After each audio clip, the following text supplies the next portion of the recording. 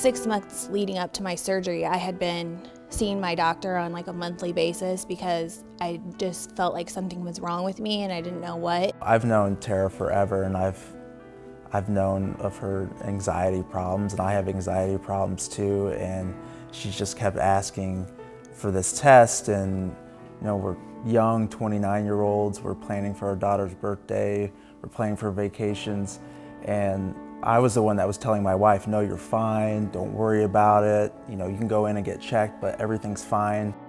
Terah was concerned about her health because of a family history. She has 2 cousins who have had aortic aneurysms and aortic dissections and have required surgery to repair them.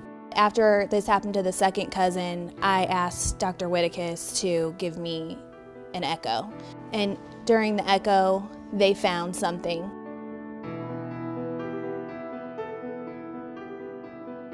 And that echocardiogram, in fact, did show that she had an ascending aortic aneurysm.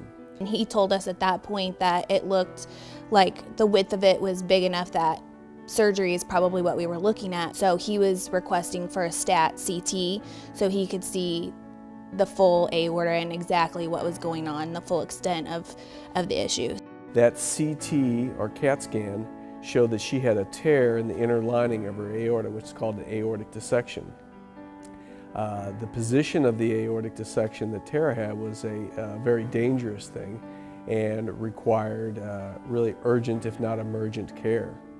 So we went in for the CT, and we actually were walking out the door, and the receptionist at the front desk stopped us and said, you know, actually we're going to need you to sit down and wait for Dr. Goldstein. He's reviewing your results and he'll be over shortly to talk to you. And I'm like, oh my goodness, like, is this really happening? I wasn't having any chest pain. I wasn't having any symptoms. The fact that, you know, I had gone in and gotten this test, he said, you know, you're very lucky. And the scary thing about Terah is that she didn't have the symptoms at the time she presented.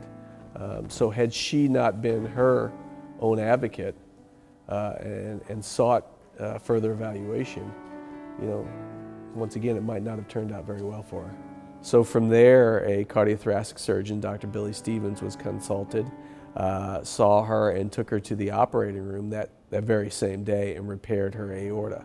I was just in shock and disbelief because I felt like she was okay and that we would get through this and, you know, we would laugh about it someday, and then all of a sudden we're finding out that, you know, something seriously is wrong and that it's going to require, you know, major surgery.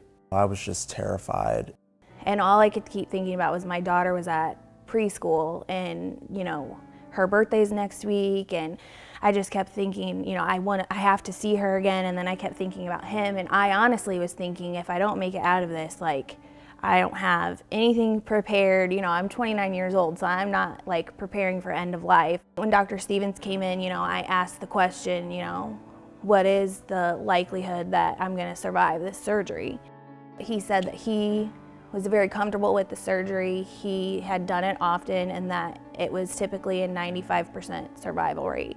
After Dr. Stevens was done, he actually came out and explained the whole procedure to me, how it was and that it was successful, and I just felt a huge sense of relief.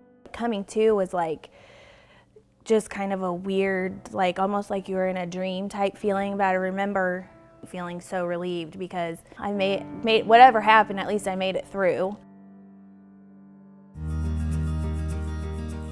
I think I was lucky that I was young, and you know, my recovery process actually went well. I think Terah is a prime example of being an advocate for her own health. She had a feeling something was wrong. She knew she had this family history that was quite concerning, and she brought it up and discussed it with her primary physician, who ordered the appropriate test and really got the ball rolling, which likely saved her life. I think being healthy really takes 2 parties. What I mean is not only your physician, but you also have to be involved in your health care. So I think she will now have a normal life because she had that surgery. I have a totally new perspective on life. I think I view it now as just a second chance and a blessing. Every single day I think about the fact that, you know, each day is a blessing and you don't know what is going to happen. The American Heart Association is a tremendous organization which really acts as an advocate not only for patients but also for healthcare providers. I believe it's important to support the American Heart Association. In supporting the organization, we can help the AHA continue to be advocates for not only physicians but also for patients, to provide the education that we need to keep doing what we're doing to care for patients with heart disease and vascular disease. Now that, you know, I have survived this condition, anything that I can do to help, you know, the AHA and the research and the funding for heart disease is definitely one of my top priorities. You know, Terah and I were high school sweethearts. We've grown up together, and now we're raising a beautiful daughter together, and we want to enjoy life together for a long time to come, so that is why. Providing the best care I can for my patients is why. Jordan and Maddie is why.